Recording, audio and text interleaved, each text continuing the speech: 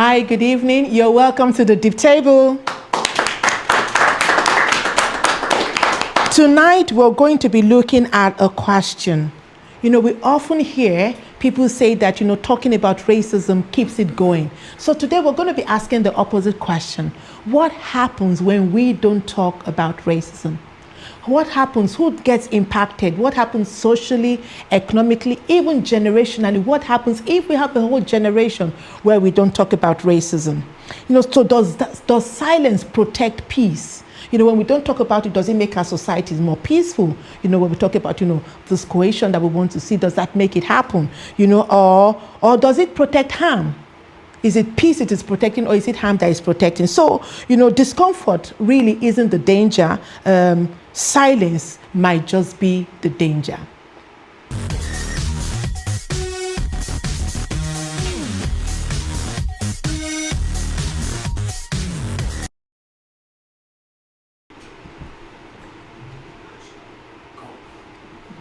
Hi, we welcome back again, and it's a DEeP table tonight. We're looking at a very interesting topic today. We're asking the question, the cost of silence. What happens when we don't talk about silence? I have some interesting people here to talk about this topic with me today. Some brave people. I have with me Shazia, Shannon from Shannon.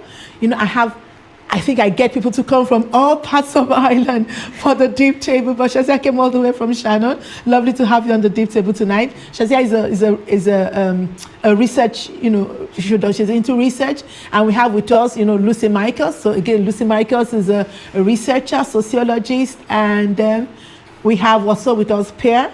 Per is the COO of the Black and Irish, so most of you would know him already. And we have with us Karimat Adebisi, an entrepreneur. So welcome to the DEeP table again. Thank you for having me. So we have a question. We're asking the question, what happens when we don't talk about racism? Have you ever, witnessed, the effect of silence, people being silent about racism? Yeah, definitely. We see it everywhere, and there's literally no hiding from it. Even if you go into hiding, it will find its way to get to you. You could be watching television, a program you've watched for years, and then all of a sudden, there's racism being performed by contestant or just like, for example, I watched Big Brother American, and lovely show, and then boom, one season I watched racism. Even in the workplace, even today I'm having my natural hair out as retaliation against someone who's giving me like a side eye for coming into work and I did a little with my hair. I love that. And she gave me like why do we need this hair in here? This is a workplace. This is not a workplace hair. So that's for you. And you see it everywhere. Like a manager would say, the only way to be part of the group is we can call you the B word, and like, see, I'm calling him the B word. Can I, I'm not giving you permission to call me anything. If the only way I get respect is to be disrespected, and clearly I don't want it. The list goes on. People touching your hair. If you're a friend, fine, but you kind of need permission. Like, I can't just come to anyone. It doesn't matter who it is. I can't come to you and touch your hair. There's a lot. Even in family setting as well. Being like maybe the dark sheep, for example, you're the darkest in the family. You have the strongest accent. They'll kind of worry about you. Like I've had people say, "Oh, I've not heard that one." The dark sheep, because you have the strongest accent. Oh. You have the strongest accent. We worry about like how you're going to be treated in society. And this is real worries that families would have about you. Even outside of racism, we have to even talk about colorism, texturism, featureism. There's a lot under the umbrella that you as a Black person anywhere in the world has to deal with. So it's a lot. It's a lot. We finished we had the launch of the National Action Plan Against Racism today, and I was in a conversation with Phil Mullin. She's lecturer at Trinity College. And she was saying something, that that racism, anti-black discrimination, anti-black racism is it's a peculiar one because it's not localized to just your just your country. That that racism is something you experience everywhere. The Caribbean. Do you understand? Like, everywhere in the everywhere. world. Do you understand? In America they might have this kind of racism. In South Africa they might have apartheid, but anti-black racism is not located. It's not shut up in Ireland or locked up in the UK. It is something that is. So it was just an interesting way to look at it. And that's the thing. We're not anti-black or anti-anything. Yeah. We actually want to be pro everyone. Yeah. We want everyone included. So when people think, oh, we're singling you out, we will have the conversation in our own midst. Yeah. You know how many times I have to tell my parent, don't say this, don't do that. Like, it's not just you we're talking to. I'm gonna finish here with you. Someone else is gonna say something to me. My family is gonna say something to me. My friend is gonna think they're in and touch my hair and see, oh, is there any tracks in there? And I have to educate everyone. So we're always educating people. Yeah. Okay. Well, what about you, Lucy? Shazia? Yeah. A time where you've witnessed silence around racism, and what's the cost of that, really? Yeah, I mean, for me, I was a young lecturer, and I got involved with the Black and Minority Ethnic Staff Network. It was in the UK. That was the name of it. And I went with a colleague who'd been experiencing racism in her university. And I remember at the start, I started off strong supporting her, but by the end of it, the perpetrator had worn me down, and not that I was afraid of the consequences, but that I actually couldn't believe that this person wouldn't follow through on their promises. And I walked away and I realized a week later, actually, I'd been duped. Because all the promises, they were not followed through on, and this was clearly somebody who was used to making promises and not following through. And it was the way in which this man excused his racism and couched it in institutional policies, in the behaviour of the institution, in the accepted practice. And I was a junior member of the institution. And so I was easily duped in that, and so was my colleague, although she was uncomfortable. But between us, we sort of decided that maybe this was going to be okay. And then I realised I had let her down so badly because I had been taken in by this, and partly by my own naivety. So I had witnessed the racism, but I also had colluded in its lack of resolution by my trust that somebody would follow through when we did call them out and when we did raise the issue. And that's really informed 25 years of work since. There was an article I remember just being so affected by Tune Van Dyke and the discourse of denial, which came out end of the 1990s, early 2000s, and it was the kinds of ways in which people frame how they deny racism exists, as well as denying their own racism. And I think that question of you've just heard not even people just deny an incident, but deny it exists at all. And I'd love to hear what the other panelists think about that. Yeah, even this is also something I have noticed. So I came to Ireland 4 years ago. So I live in a small town, so where people are very cordial, and I've seen, people are very supportive to me. So I used to think that, maybe Irish people, they have their own, specific history where they migrated to America and come back and they integrated over there, and therefore they know the pain, That's why they have empathy that I am away from my home. But then as I develop more connections with them, then I come to know that the biases. And being a researcher, I also know that where the biases are coming from. So this silence of racism is not something, which is just intentional or deliberate. In fact, it is more implied and very complex, I would say. And as a result of it, as a new person, you really get confused because you don't get the validity of it. When you discuss your problem with people, they'll say, no, we are not like that. So I'm not blaming you, one person cannot, represent the entire Irish society. I always end up explaining this, to people that, I'm not saying that I'm not against Irish people. I'm just saying that, and in case of me and my family, we were subject to racist bullying by youngsters. So it was actually bullying mostly, and they were trying to identify as me, my husband and my daughter. Like, and when my daughter was bullied, I cannot tolerate that. And I wanted to break this taboo of silence.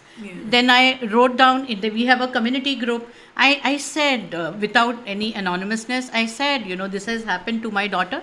And then I met people and they acknowledge that, yes, now we know there is a racism. And at that moment, I felt this is my achievement. Like, people are actually realizing that, though I have no power, as compared to the power holders. Yeah. And the impact of silence, and we'll talk about that, but that silence, what it does, Pierre? Yeah, the only difference, I guess, in terms of silence, and probably to add to your list, I'm sure it's included in there, both as witness, experience, and I still see anecdotally is within schools. Most important, I think that's probably one of the challenging parts where silence exists, both for the individual peers and students who don't want to call it out, because naturally, as again, calling back to my time as a kid, you don't want to stick out any more than you already do. In terms of calling it out, but maybe also the fact, again, being a kid, you don't even notice that it's racism. You just take it as a bit of bullying. But I guess in this day and age, the fact through the work that we do in Black and Irish, that we still see same instance of kids using the N-word, touching hair, using monkey chants, all those kind of things. When we know, I know again, there's still work to be done in terms of anti-racism training in schools and the curriculum aspect, but you expect with social media and everything that kids should know now what is racism and why it's wrong, why it's bad, but that they still go about it. And therefore the challenge sometimes is that still kids are afraid to call it out in case they're picked on, or teachers are unaware of it, and schools of course don't want to be known as a school that has racism or an issue there. So again, they want to keep that silent and under wraps as well. So I think that's where a big challenge of where silence does persist as well. Yeah, I think that's one of the things that's so powerful about the work that Black and Irish has done, is that it has not tried to split really strong anti-racist narrative from pride in culture and development. That people of African backgrounds or cultures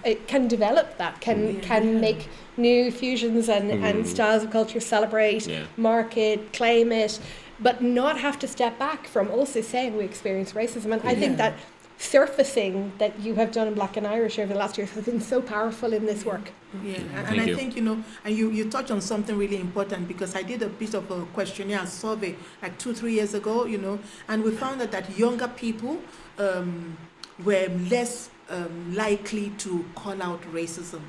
They were less likely because, and like you said, you don't want to stick out because you're trying to cope, you're trying to deal with so many things, and so it's after, if you notice that in 2020-21, when we had the Black Lives Matter, a lot of young people who had actually finished school, because, and I think Emma Kelly, she did a television, interview about that, because, you'd almost have thought that there was no racism in schools, but all of these young people came out, because when you hear somebody else's story, and that's why storytelling is so powerful. That's why I love critical race theory. It's so powerful. When you hear somebody else's story, it kind of permits you to actually go there. It gives you the vocabulary to understand what you were experiencing, and gives you permission to actually talk about it. Yes, and that's what I'm trying to push. I write about my experience in the workplace on LinkedIn, and I'm trying to push more people to write about their own experience. I feel like not talking about it, you're burying it for them, and they're not going to address it ever. And it's just going to grow like the elephant. It just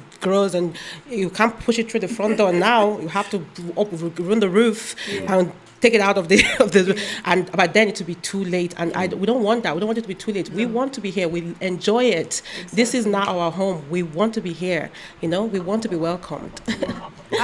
You've just said the thing that is, they're going to so totally throw you. You said this is your home? Did you just say that? Fine. This is my second home. I don't know what to say. It's your home. Own it. Yes. This is the place I want to be. I'm only joking, because like if I just want to have like a lot of comments, I should just go there and say, I'm Irish. Oh my God. Like, you're not. Like, even, you have the debate. I was welcomed into a program during COVID to take pictures and just to encourage people to stay in their house. We were almost done with COVID.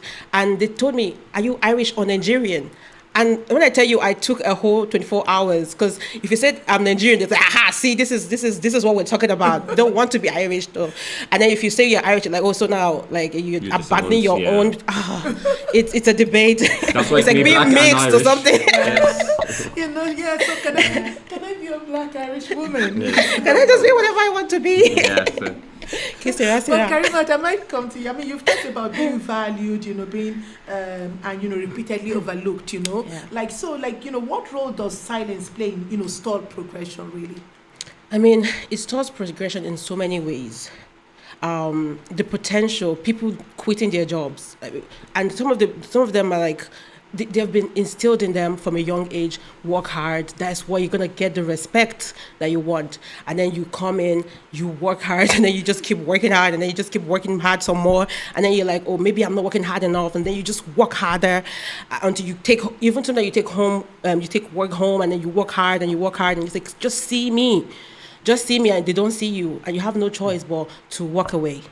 And I've seen great people walk away. Yeah. The secretary studied mass communication. Do you know how that is in Nigeria, that is the one course that you can work in any industry. Yeah. It's almost like studying philosophy or communication, you know. And how did you lose such an amazing asset? It's so strange. And then another girl, she worked for Dangote. You'd be like, oh, these are billionaires. These are companies that when you work for these places, you're the best in Nigeria. And she's not able to find a job. Who is losing? These are assets. If Dangote hired you, you're not little. You are amazing. You know what I mean? Yeah. So we've lost that. She's not working. She's just quit. Who's losing? The people who should be bringing these people in and learning from them. Yeah. A different perspective. Yeah. But now you don't want this different perspective. Yeah. You want yes men. Yeah. And I'm not, sometimes they say, when you start separating people, like saying yes men, I use dishwashers or mug washers. So that's how I separate people that are going to come here. They're going to give you a different perspective. How did Dangote get to the top? Or what is, like, you could learn, like, how do we enter into Nigeria? You're trying to globalize. Yeah. The word is global. Exactly. You either get in now or be left behind. Yeah. Third world country, you're going to be the third world country. We've done it. We've been third world country for too long. Like, get in there now, or when the word flips on its head, like, who's going to be left behind? Those who did not get in when people were getting in. Those are going to be the ones that are left behind. Yeah. I like that. So, maybe I might come to, like in 2020, Black and Irish was set up, yeah? Yes. So like, and it was a moment when silence, was fractured really at the end of the day. But so what shifted when race was named more publicly in Ireland? I think definitely opened up people's minds. The thing I've spoken earlier is that people start to recognize actually racism does exist in Ireland, as much as people may be unaware or afraid maybe to say it. Or see it, but fortunately people were open-minded to the fact that actually this can happen in my school, my colleagues, my friend, and my community, but also make people more aware that it's not the same kind of racism that maybe we see unfortunately today in terms of attacks, but again, I'm sure we'll speak about is the covert kind of racism in the way that, again, perpetuates in situations that people didn't recognize or I guess, oblivious to it, that, again, has an impact on people. I guess one of the things that, again, why we started Black and Irish, because people really were feeling that challenge of, they came here, or obviously they were born here, but obviously from African descent, and Ireland is their home, but yet they're being asked or questioned of where are you from or where are you really from. Of course, in normal situations, people are maybe just curious or want to get a little bit of your background, but we know in most instances people are just like, you don't look like me. I get that still the same day, and obviously have to code switch between, am I from Dublin, am I from Drogheda, am I from Cameroon? But again, I still feel like I'm Irish, that is it. I'm a citizen. I've made the life here as it is, and it's not up to you to decide, like, no, if you should belong here or not. And I guess hopefully through Black and Irish, we're able to open up that space that people can feel proud to be Irish, and get people to understand, the issues of, trying to attack at people's identity and sense of belonging. And I think what I think the major problem is that people actually don't realize that, being Irish is an ethnicity. Do you understand? It's an ethnicity that we can actually have 3 different ethnicities, and like right now, I can have a new one that I've not even imagined. I mean, I could just leave here and I don't know, go to Germany. Okay, Germany, I don't know. You're calling me? Germany calling.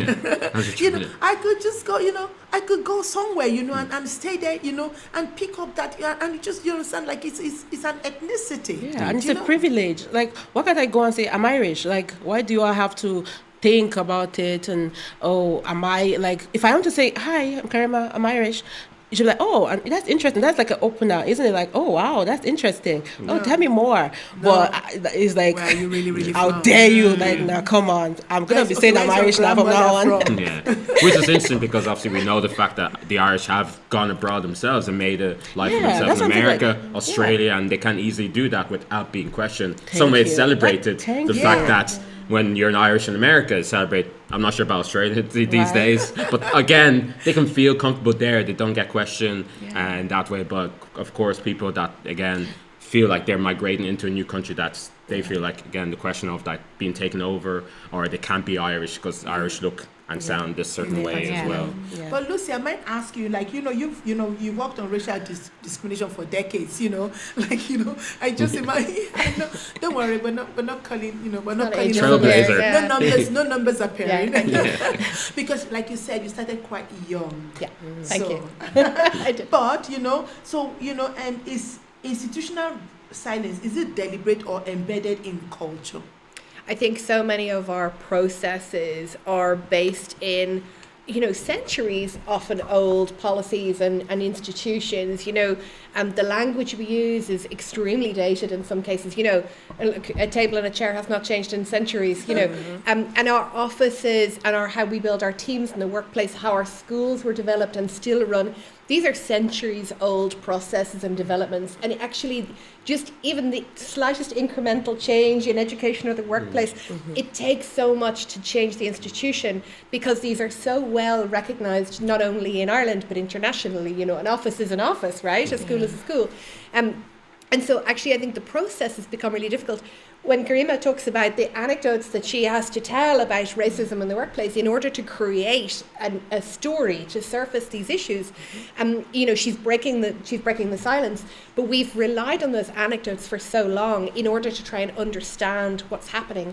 With the Irish Congress of Trade Unions, my team for the last couple of years were developing training so that trade unions could roll this out across different workplaces.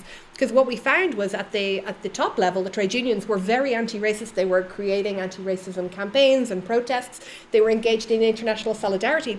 But when it came to individual workplaces, the human resources processes actually created a wall of silence around incidents. Yeah. And so for me, very often, the silence is because we wait for a moment to say, this is not acceptable. But most racism is not in a moment. It's not in a word or an injury. It's in the structure and the culture underneath that. It's in the behavior that's been happening so long. If you have a racist incident in a neighborhood, how people respond to it tells you how much racism has been in that neighborhood up to then. If everybody ignores it, that there was already racism in the neighborhood. If everybody comes together and says, oh my God, are you all right? I can't believe this happened. That there was actually very little racism in that neighborhood before. So how people respond tells you what was there under the surface. And we're so busy being nice to each other, right? Be kind. That actually we don't want to breach this comfort, even if it's not totally comfortable. So you might feel anxious if you say, look, I think there's a problem with racism or inequality in my workplace or in my school or in my and now you're you're the villain for bringing it up. We have the perfect picture, and now you just put a little black on it. Exactly. Yeah. And so, so people who experience racism feel anxious about raising it. Is it safe? Yeah. And people who haven't experienced racism but can recognize it, are afraid of what happens if they then Afterwards, speak out about it as well. So I think the anxiety on both sides Yeah. stops us breaching the silence. Yeah. And you know, the question you raised, the issue today around data, when we were talking about the 1-year review of the National Action Plan, the first schools racism data is going to come out in 3 weeks' time. Okay. And that's going to breach a silence that there has been around schools and racism for so good. long in this country. So these things, I think, help. So I don't think, is the silence deliberate? I think some of it is, but I think a lot more of it is breachable if we recognise that it's breachable. Back, we took a little break, but you know, Shazia, I might come to you. Your work explores migration and belonging. All right. So, how does silence shape migrants' integration? So when we say integration, mostly, you know, I was discussing with her, it is thought of as assimilation, and the damage was done when, you know, the anti-racism policy was paused, and then as a result of it, you know, it was expected that people would assimilate in the culture. But when I'm using migrant integration, I am trying to bring the perspective of homemaking, like how migrants are constructing their homes. And basically, when you talk about your home, you need that kind of safety and the feeling of belonging. When, you know, if some harm is done to you, if some damage is done to you, then there is someone whom you can approach and who can protect you from those harms. But here, I see, you know, that part is missing. Like she said, you know, people are feeling guilty about it. Like in my case, when it had happened once, you know, it so happened that I had shared the evidences with Gadi, and they did not even recorded it. They, despite, you know, doing many follow-ups, there was no response. So as a result of it, you really, really feel disheartened because you don't have any support system. Anti-racism policy is something, you know, the cost of silence is actually a biggest compromise on anti-racism policy. So even if you want to break that taboo of talking about racism, you don't get the support.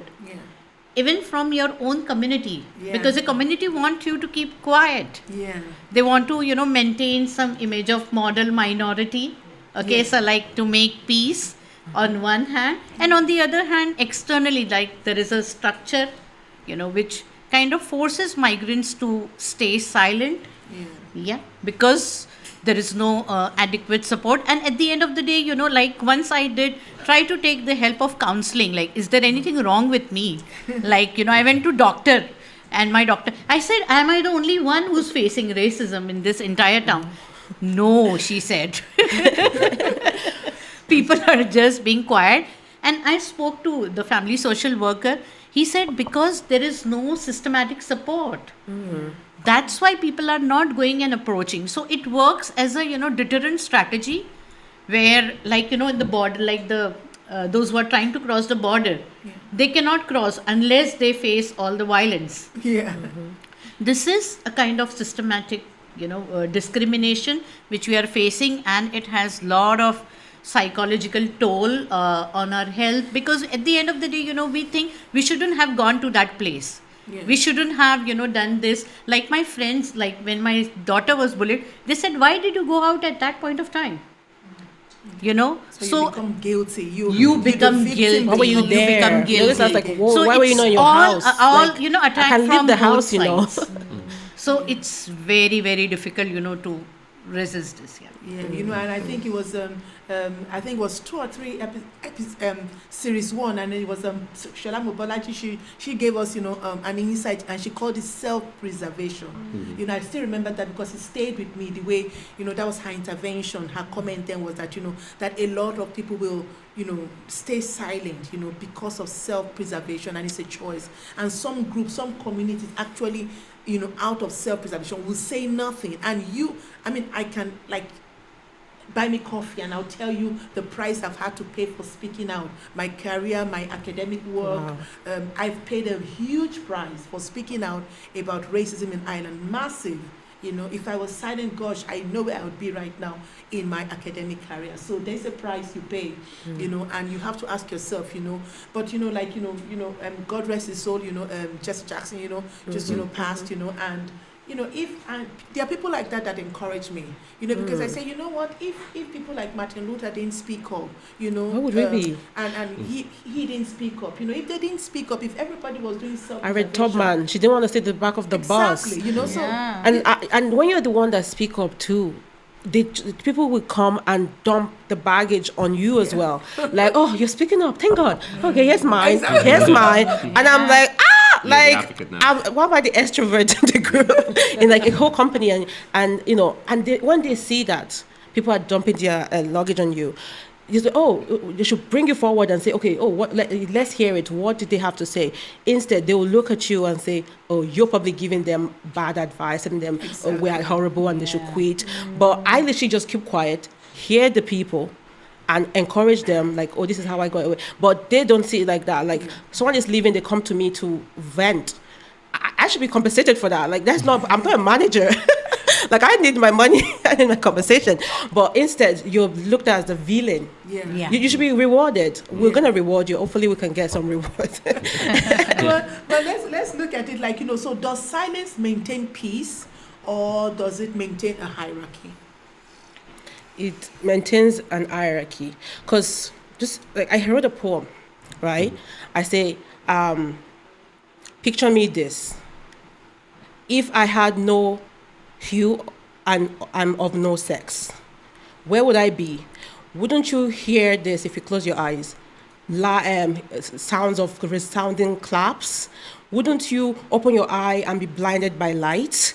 Wouldn't you be shoved in a crowded room if I was not a woman and I was not of African descent and I do the things I do the way I do without asking anyone for anything? Would I not be far like the flowers? My rooms would be full of roses. You know, I'll be on the red carpet. But because, you know, unfortunately, you don't get to pick who you are. You don't get to pick who your support system are. You just get dealt what life deals you, okay? You don't choose, here's your card, okay, thank you, that's my card. And you walk with what you've got. Yeah. There's nothing you can really do but just move through life, pick up some people along the way, be a good martyr. You know, there's nothing else you can do except just keep going. I'm not going to quit. I'm not giving up. Yeah. Pierre, from your work, what have you seen? You know, the silence, you know, does it, yeah. You know, is this myth about peace, you know? It's about peace, but it's peaceful. I'm trying to, you know, this is where hearts come in. We need to vent, and we need to give people good ways to vent. You're going to see people with crime. The crime rate will go high. If you don't give young people ways to vent, I'm trying to get people to write. That's my part in life. I'm trying to get people to write poems. Just write anything. Write how you feel. That's where you come up with solution. Yeah. So I'm trying to go through hard. Hopefully I can get something where we can bring in more artists in. But I'm trying to get people to just open up. I feel like the first symptom of, you know, peace or whatever, the first sign is to know that you have a problem. So know that you have a problem, write it down. You're going to find what the problem is. Then that's only when you can start to come up with a solution. So, and Pierre?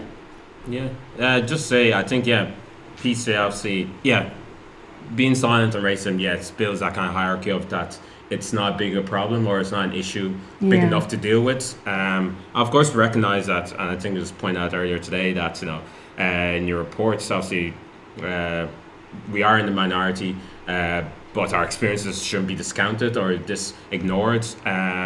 And if we are silent on it, it makes it seem like, you know, it's not an issue that's, you know, happening in our local schools or in our community, or is a big enough issue that we need to address. Of course, for those in, you know, higher places and power, they want maintain it, not to make a big deal, especially in a nation as Ireland is meant to be a nation of 1,000 welcomes. So don't want to tarnish that reputation, and that's that kind of experience in a way, and makes it seem like, you know, there's not the matter that needs to be addressed amongst everything else.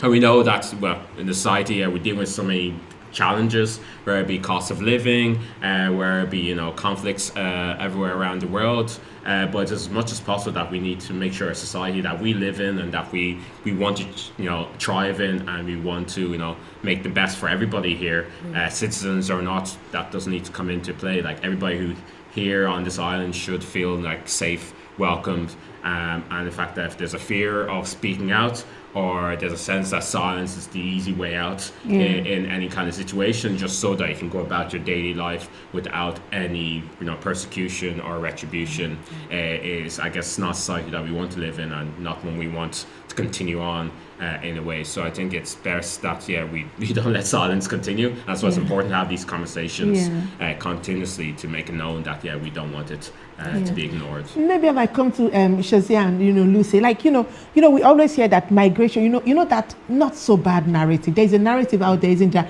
It's not so bad. We're not so bad. It's not so bad. You know, things are not so bad. So, like in Irish political discourse, right? You know, racism is often reframed as concern about migration, about pressure on services. You know, we have a documentary coming out, you know, about echoes of 2004. You know, then we talked about, you know, pressure on, you know, the maternity services, and, you know, that has impacted. And what we're seeing now is that 20 years after, we have people who are becoming stateless, young people, 18 years, you know, stateless, you know, don't have that. But, you know, so what happens when racism is renamed? You know, does reframing becoming a form of silence? So I would say that this kind of entanglement of racism with the migration crisis and the housing crisis, and the kind of pressure on public services and the hospitals, I have seen, you know, quite frequently. And I feel that this is a dominant discourse, is basically a kind of popular belief, a populist belief, where, you know, people in general, they are made to believe like that. It becomes a common sense. So people think that, oh yeah, definitely, you know, we are facing this problem.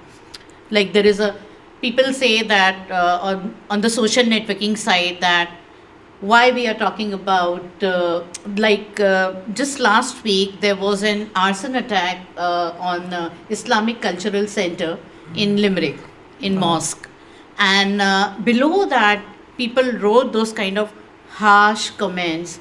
They said, why are you trying to prove that it was a hate crime? And we have a lot of problems here. What we have to do with the mosque? Why we are talking about that? You know, our people are facing houselessness.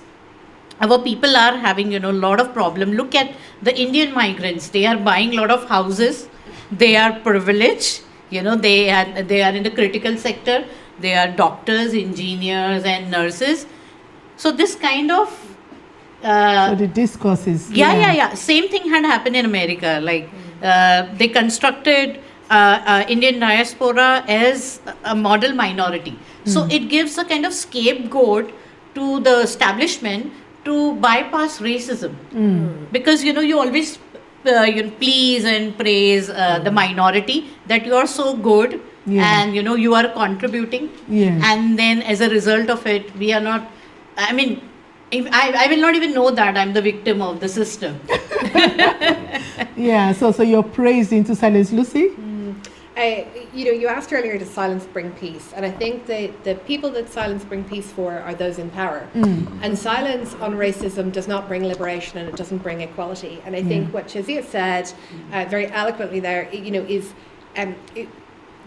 we get caught up in the anxiety I talked about earlier through that reframing of racism as concern, right? So actually then, how do we talk about racism, or how do we counter racism when it's being told to us as not racism, and we're being told that we are breaking the silence, we are causing trouble by reframing it as racism. And so I think, you know, you talked today and other speakers have about some of the problems that we have, but I think there's some examples of progress, and they're small, but I think they're worth watching. And I just want to talk about two examples from work that I've done recently. One was with the Church of Ireland, that had never made statements on racism, made no statement at the time of Black Lives Matter, but when called out, started to do a concerted piece of work. And over 3 years, really started to ramp that up, and last Sunday celebrated officially with an official church liturgy for the first time Racial Justice Sunday, and we'll celebrate that every year henceforth. It is now an established part of church life, and that has raised questions and discussions about colonialism, about sectarianism, about inclusion, about refugee welcome, about integration, about rights that have never been had openly in the church before. In the higher education sector, we can see many problems still in the higher education sector, but the Higher Education Authority a number of years ago set out a national plan on race equality, one of the first public sector bodies to do that. And now every university in the country has signed a set of race equality principles that says their leaders will proactively seek to understand racism and to address it not only within the university, but within the society as it engages with the university and the university engages with society. So these kind of proactive measures, they're small, but they set the pathway we're on. And I think it's we're breaching the silences towards liberation and towards equality. I think, and that's what, when we are doing the launch today, and all well and good, and my worry is that, we are policy rich. We have papers, it sounds great, but again, and that's what we did in the first year report, was to compare, what this policy, what has been written to the lived experience. The lived experience is not improving, So, and I don't want to sound like a downer, but I'm getting the calls, I'm getting the emails, and do you understand? I'm saying, yes, you're doing this, but your school is still white. So what are you talking about? If I'm not seeing the result, for me, somebody did say I look angry. Yeah, I'm angry. My trolls on TikTok. Isn't that just like the How are you guys? word attached to passion? Like, I don't understand. If it's a different person, they're so passionate. Yeah, no, my own is. But you're just like angry, just like it's just annoying. It's fine. Look, I've heard it for so many years. I don't even care. You're just like, anymore. that's my middle name now. Yeah, and you're not the only one who's angry, because I think, like, anyone who works in this space in Ireland for a long time knows that the policy talk has been there, but the walk has not been. And I think that's why I mentioned those two examples, where people really pushed the policy and accountability to the point that they embedded things in the institution that cannot be taken out. And I have to say, when you're talking about the church, guys, forgive me, but there have been two Irish, like church that I've actually gone to speak in. One for refugee, thing, and another one, so like I don't know, I can't remember the church now. Look, I just finished things and I pack it. But yeah, so I was quite impressed to be invited to come to, those kind of churches to actually come and speak about race, refugees. So that was good. But again, Pierre, I might come to you, Irish media often describes racist incidents as, tensions flared, locals are concerned, clashes occur. So who disappears in that kind of language? Because language is so important. Yeah, and the media has a role to play, and I would say sometimes it could be your friend or your enemy, but I think we recognise that media in most cases are not our friends, especially when it comes to racism. Is like that they prefer to downplay it and not call it out as it is, or like you say, in terms of like make it out as like, there's a small kind of clash. It's not like one side is clearly out there to create a problem and to create again, breaking that kind of feeling of safety, security and belonging within a community or within an area itself.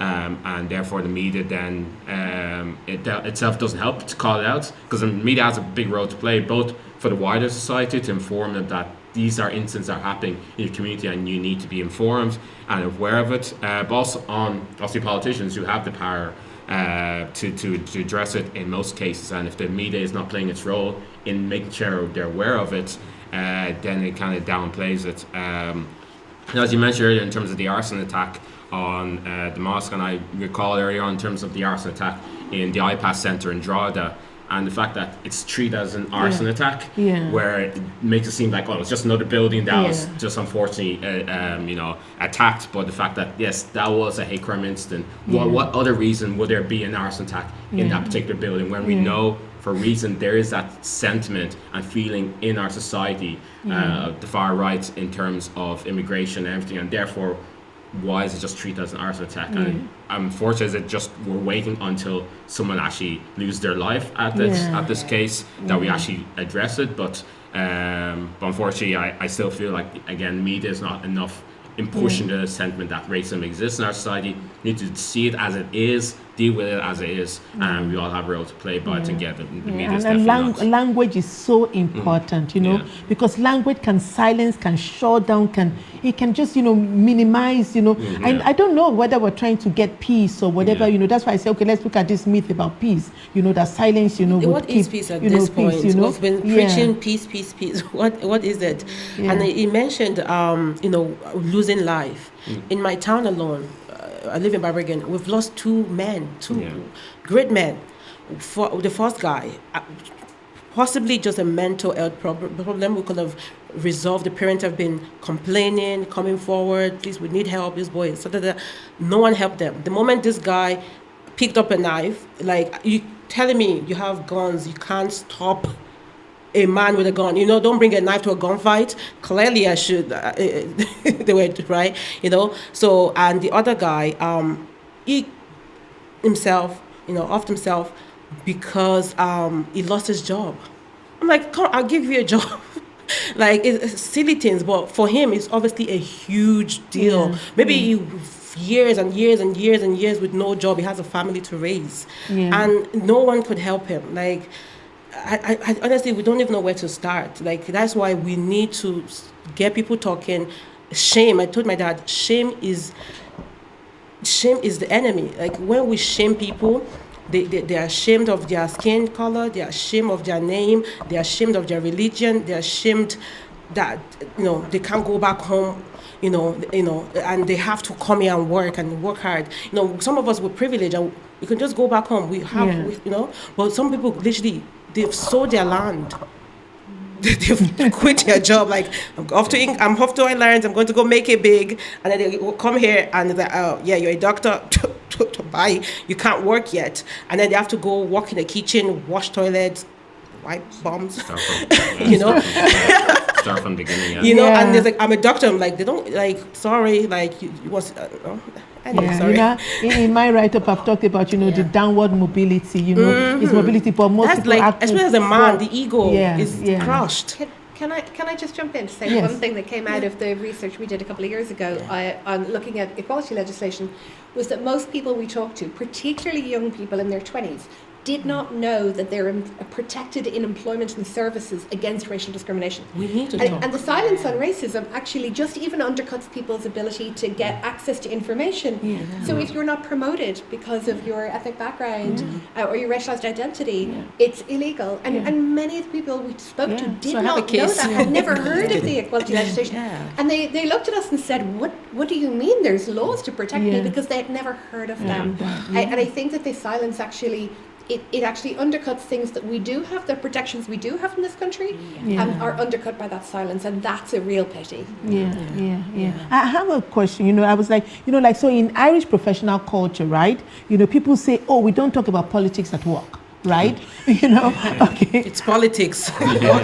But so is racism then treated as politics rather than discrimination? So what happens when HR reframes racism as misunderstanding? So are we then, because we obviously don't talk about racism at work as well, so is racism now politics, or what happens really? So I never heard politics at work before until a friend came to me and said, and we're just discussing about, what's going on, like what's happening. We don't know no one talks to us. And she mentioned, it's just politics. And I was like, I thought I was working. Shouldn't everyone be working? Like, why are we talking about politics here? It's just interesting. Like, I talk about, being asked, if they can call me the B word, and this is from a manager, so I don't understand. Like, there's so much work to do, but your priority here is to call me. I just I gave him like I dare you look, like, go ahead, make me rich.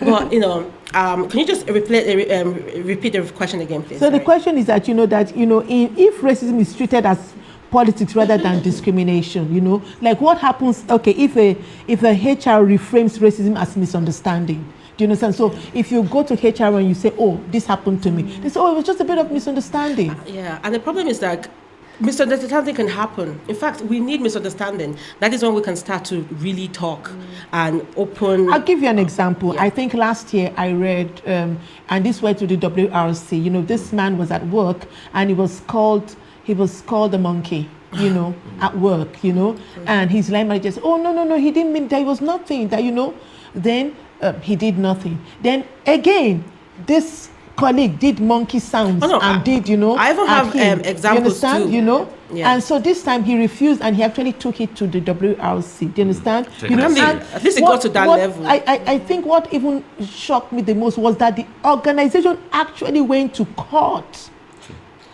Which is unusual because most organizations fight racism cases harder than they fight gender cases.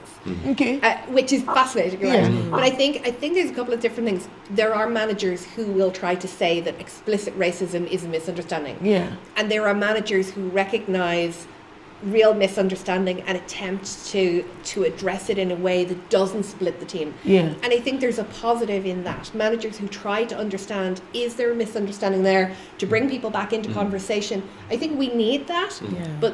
But that's not to say that we excuse those who Yeah. try and pass off explicit racism as misunderstanding. misunderstanding. So I think there's a whole spectrum of HR managers and employers that will fit into any of those.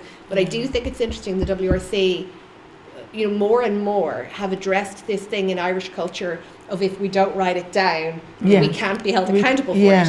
And the WRC is now saying, if you are brought to the WRC on a racial discrimination case, show us what you've done about it. Show us how you dealt with the first incident. Show us if you took race equality training. Show us what your staff handbook looks like. Show us how you dealt with it. And if you haven't got the stuff written down, they will punish you for it as an organisation. That's good. And I think that's it's the accountability piece, which we keep talking about. If the institutions won't hold people accountable, then anti-racism goes nowhere, no matter how well-intentioned we all are. Yeah. And I'm delighted to see the WRC holding organisations to account for the paper trail, because that's one of the ways we get them. Absolutely. And Pierre, and I'll come back to you. Pierre and Shazia, I might come to you, like, you know, so I'm interested in this one because, you know, it's called the Good Immigrant Standard, you know. And so migrants are often praised when they are productive, quiet, and grateful, you know. Like one of the, okay, I won't say it. I was going to say one of my main attacks, you know, because this is going to go online again. So, but what happens when migrants criticize racism, you know? Does speaking up risk being labeled as ungrateful? Of course, that's a challenge, I guess, because I, again, recognize that for every migrant or ethnic minority, not every experience is the same. Yeah. Some are maybe a bit more privileged in terms of being either protected or being not affected by racism in different forms that they might see from other peers or colleagues or other people from their community. So therefore, they may feel a sense that they don't need to speak up or they don't need to make as a bigger a deal. But I think there's as much a role to play there in terms of like recognize that maybe your experiences is not the same as other people, and therefore we shouldn't just let it just slide and allow other people who are even more impacted, who are even more affected in the current and in the future, because, and also distills back to, or I guess rolls back all the effort that's been put in, where from, you know, civil rights, Martin Luther King, to people who today is what they're working on for many years to fight for equality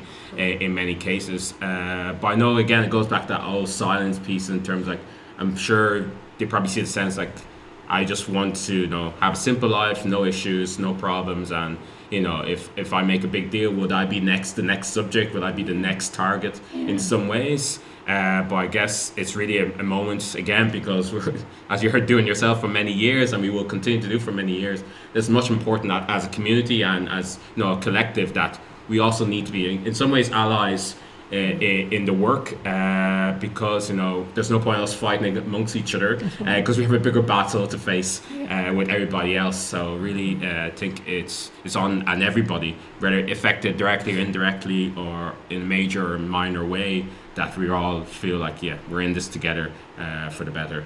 Karima, just what about you? What does it feel like to always being the one who speaks up? Is there a price? What's the emotional cost of being one who speaks up?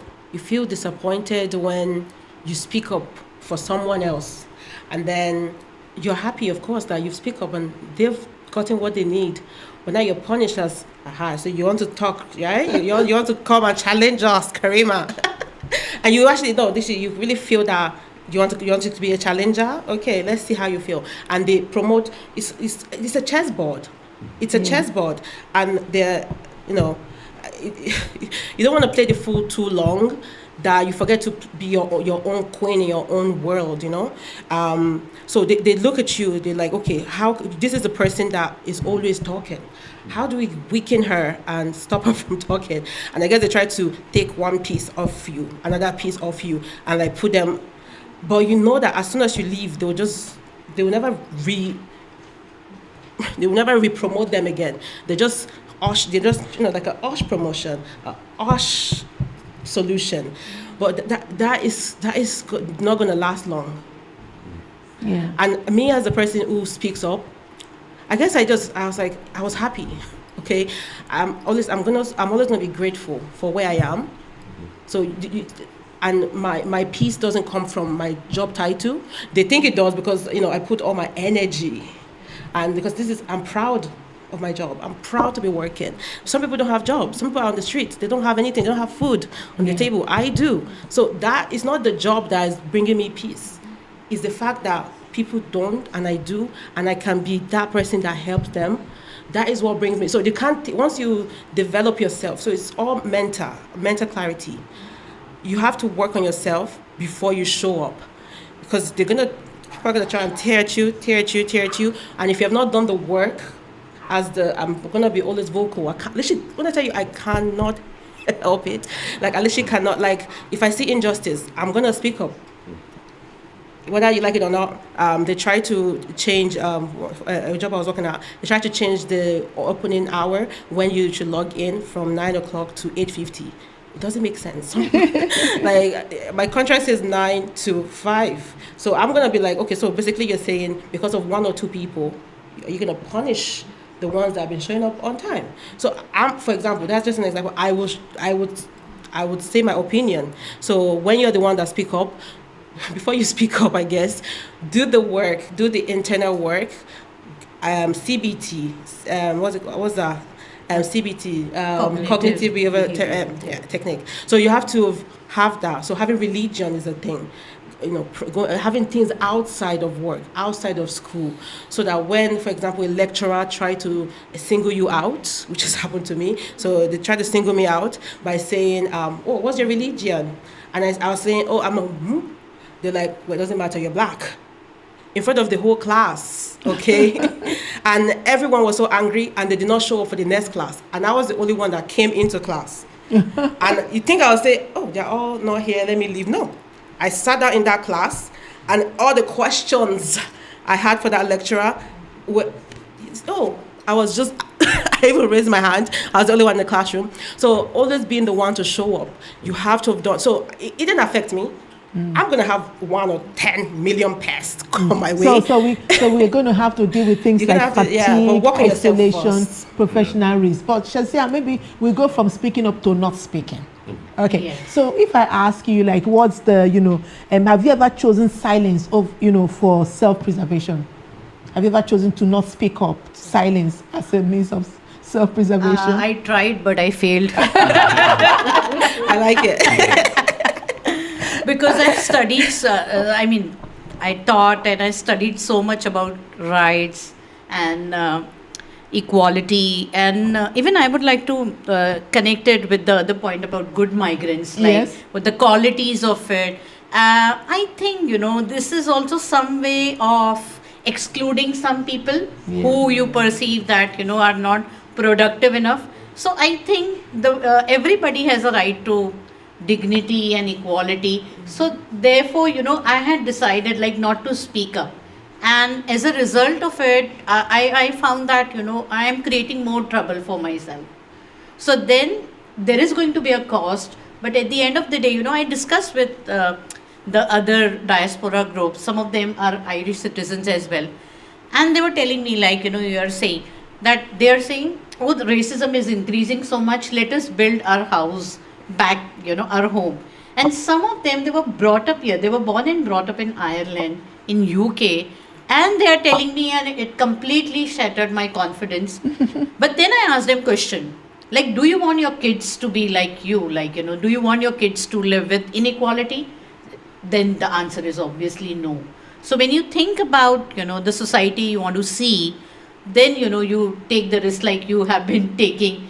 So although we are talking about equality, we are advocating for change, but it seems like more risk, personal risk. Yeah. It seems like, more personal risk to me. But then, we have to choose what Anyway, is justice. Yeah. Anyway, our time is little well spent, but just so, but if I ask maybe one more question, but what does responsible speaking look like? Is there anything like responsible speaking? And what would it look like if we were doing that? Anybody can help. Well, it's definitely speaking, I guess, in any case, as much as uncomfortable it will be, or maybe the risk. I think sometimes those who can speak up probably have more protection or maybe less retribution. In many cases, again, we're really on to allies. But I think ourselves, again, as I've said earlier on, is an onus on us to speak up.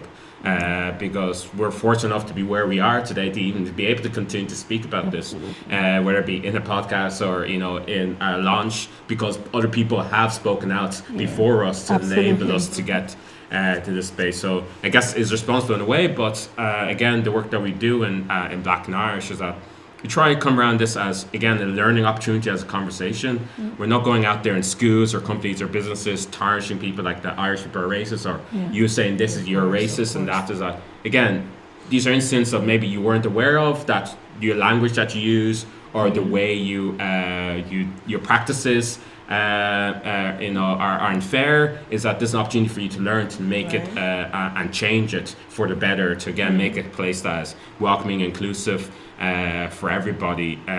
But again, it's being able to have that conversation and people being willing to be open-minded to it in a lot of the cases. But I know that can also sometimes be challenging, again, when people have maybe their guards up in terms of that they may be called out as racist, or that their workplace is racist, or their school is. But I think that's the major problem, isn't it? That most people actually don't hear anymore, because we talk about like in grief therapy, stages that people need to go through, to deal with grief. Like in theoretical places, there are 5 stages that a white person needs to go through to actually be able to hear about racism. Because most times when we hear racism mentioned, we feel it's an accusation, and so the conversation is cut off because you're hearing an accusation rather than saying, actually, somebody performed an act. You've done something, or something is happening. It's like, say, how can we make it better? Do you understand? That it's not about the name calling, So most times I'm talking about performing racism, that you've just performed in a racist act. It's not calling you a racist. There are some people, it's the bell curve. There are some people who will be at this age, they are racist. They are proud. They wear the hat. They got the T-shirt. They own it. That's their space. They stay there. But there are some people who perform it or they benefit from it. And you just, so there's just so much defensiveness that they can't even hear it. They just hear, we're not the racist. That's not what we're saying. We're saying that this act, this is how it is felt. It, is, if you continue, this is a racist act. Do you understand? That can we actually hear, that an act or something is making our workplaces less inclusive rather than, resisting the name calling. And I think it's just that, I say, go beyond that, go beyond that. I can't unblack myself. You can't unwhite yourself. So can we just, forget that and find a way to say, how can we make our societies more inclusive? I can take one more point. Is there any question from, is there any question on YouTube or Zoom? Is there any question from you? Did you want to say something? Maybe I can make a point because I want to broaden it out beyond the speech in the moment, like where we call out, because we've had a lot of conversations about calling out racism in the moment and how difficult that is and how it always falls on those affected by racism. But speech is more than that. Breaking silence is more than that. Like we had a taser pilot rolled out recently by the Garda Síochána. When I look back to the Oireachtas debates, no political representative before the rollout of the pilot had asked any questions of the Garda Commissioner about how the tasers would be introduced or what human rights issues or equality issues there might be. And we know that young men of minority ethnic background are much more likely to be subject to those. Yeah. In the Irish government, they have to do a regulatory impact assessment anytime they introduce new legislation or policy that might have an impact on people, including on equality. But when I looked at the RIAs that were published in the last 3 years, almost none of them actually even considered the issue of equality. So these are also silences that need to be breached by speech. Now, speech in writing, speech by civil servants, speech by political representatives.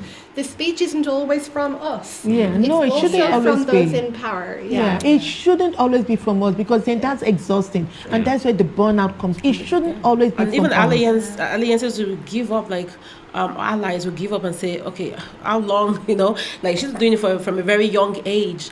At some point you're going to think, guys, I'm with you, but I'm just going to retire. You can't keep keep going. You don't retire, you refire.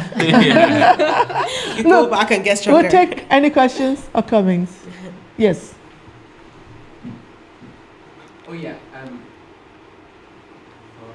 Yes, we can hear you. Yeah, okay, very good. What I wanted to ask the panel today is, how do you build a space that isn't silent, especially a space that's populated by like a majorly Irish or white, demographic? How do you make a space that like accepts this and is able to resist and call out any sort of microaggressions or outright aggressions? Can I answer that one? Yeah. Like I like to think of like a utopia. In the perfect world, workplaces would have code of conduct, punishment, consequences for actions that people, decide to take. But unfortunately, we don't have that. That's why I keep writing. I just want to get to as many people as possible. You need to open your eyes. If a friend, whether it's a friend, is anyone that, is not allowing the workplace to be conducive, safe, all this punishment should go around to everyone. It's the same punishment whether you're my best friend, or if I was the manager, whether you're my best friend and you perform racism, the consequences is the same for everyone. It's sad, when the same person continues to perform racism or act like unfairness to others, and the people that they're being performed, that is being done to, are living one by one for over, like, only God knows how long. And the person that is performing the thing, the act, is still there. What are you saying? Like, what exactly are you saying?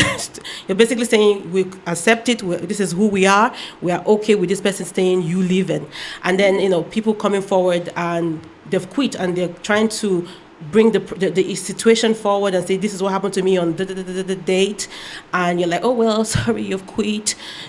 So how do we get that? It's just, there's really no way to say it. Just being aware, knowing what you want. Like, this is your vision and mission statement.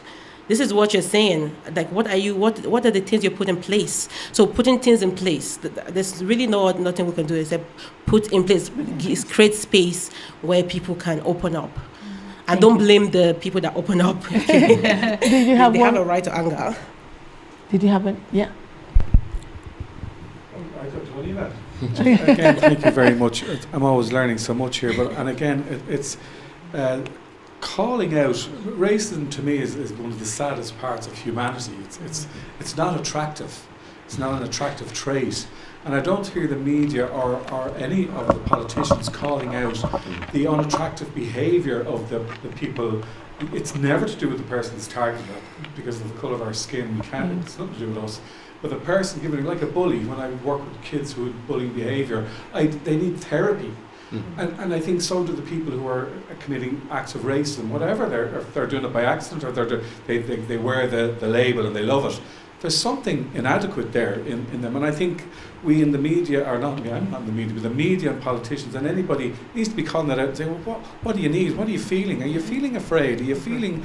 so we don't want to make it an attractive thing. It was I heard it been called warriors of the internet. People were putting race warriors. The last thing in the world if they are is warriors. It's not an attractive thing, and I think we need to be calling that out and actually asking what's wrong with your behaviour here. What do you need that'll make you come into a world that is utopia, that is a nice place to be rather than a negative place to be. That's all. Thank you. Anyway, look, our time is well spent, and we're going to stop there. But I have one last question for you, and this is just a 30 seconds quick fire shot. So I'll give you 2 questions, and you can choose any one you feel like good. So 2 questions. So 1, in 1 sentence, what is the real cost of silence? Or what would Ireland look like if we chose courage over comfort? If you choose? Courage over comfort. I'll answer. Sorry, let me just get it out. I like to just get out of the way. Okay. My answer is anxiety for the first question. And anxiety, people will be fearing to go out.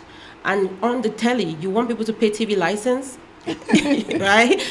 Make the telly some place where they can say, let them see more Irish people. Let them see Irish people in different color. Irish people with different accent. I feel like it's about time we have RTE Africa or RTE Asia. Let young film. That is an idea, girl. That's a finger-clicking moment. I feel like this is the opportunity for artists, musicians, filmmakers. These are the people that I feel like if you need change to be done, those are the people. They can dance, some contemporary dance about race, paint about race, teach us how to paint, teach them tools, empower them so they're able to speak up. So what are we doing to let them speak up? We can, art. So anyway, I have things coming forward. Hopefully, I can get that. Awesome. We have to come and, get some key ideas from you, Pierre. Yeah. What's the real cost on silence? I think it's costs on all of us, because if we're going to be silent to racism, what else could we be silent on? Whether it be homophobia, misogyny, gender-based violence. Is that, again, we're seeing like racism is a thing that we don't want to speak about, but what else then are we not willing to speak about, and therefore has a burden on all of us? And again, it'll have a cost on everyone, one way or the other, if again we leave it unsaid or unspoken about and undealt with. And of course, we want to move from just talking about it to actual tangible action. But of course, again, if we don't actually call it out for what it is, whether through the media, politicians, everywhere else, yes, we're keeping it silent for those that are affected. Thank you, Lucy. I think over the last couple of years, a number of us have really felt that discomfort, particularly speaking out over Gaza, speaking out over the Congo and other places where people are dying genocide and colonialism and exploitation. But the courage over comfort for me is fighting like hell for our civic spaces, for our civic discourse. That politicians no longer feel emboldened to be outwardly scapegoating migrants over the housing crisis or over cost of living, that they fear us as their constituents to hold them to account for equality and human rights, that they don't talk about ditching the European Convention on Human Rights on a Tuesday, and that they genuinely understand that we as Irish people, all of us, value a civic space where we are valued, respect each other, live in dignity, and that is their job to uphold it. And I think the courage over comfort for us is holding them to account. Thank you so much. Shazia? Yeah, I would also agree with Lucy and all of them, because the cost of silence is too much to bear.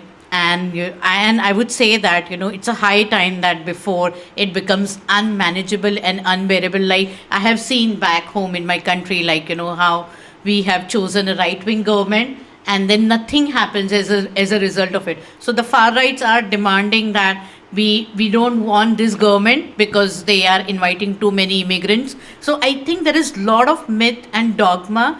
We need more and more education, I would say. So I would choose courage, and I would choose, courage to talk about race in schools, in different agencies, different institutions. Even if they want to shut my mouth, I still want to talk about we're not going to succeed in shutting your mouth. You learn sign language. It's not even going to happen. Even if you had, you'd use your ways to speak. You learn sign language. Look, I just want to thank you. Silence, often presents itself as neutrality, and But in unequal systems, neutrality, stabilizes inequality. That's what it does. And, the real question is not whether talking about racism creates discomfort. The question is whether we are comfortable with the cost of not talking about it. What are we comfortable with, I'm like, how are you in that space, So are we comfortable with that, So, look, we've had a brilliant conversation, thank you so much to, my panelists, Karima Tadebisi, Pierre, and Dr. Lucy Michaels and Shazia. Thank you so much. Look, next week we're going to be having a very interesting conversation. Next week we're looking at 20 years after the citizenship referendum. We have a documentary coming out. Hopefully we might have a soft launch next week at the DEeP table. But you get all that information. But we'll have some of the people who've been impacted by it, parents and people who've been impacted, and we're going to be having that conversation. 20 years, the echoes of 2004. So that's what we're going to be talking about, echoes of 2004. How is that still echoing today? So thank you so much for listening. Remember, if you're online, remember to like, share, subscribe, and we'll see you next week. It's the DEeP Table.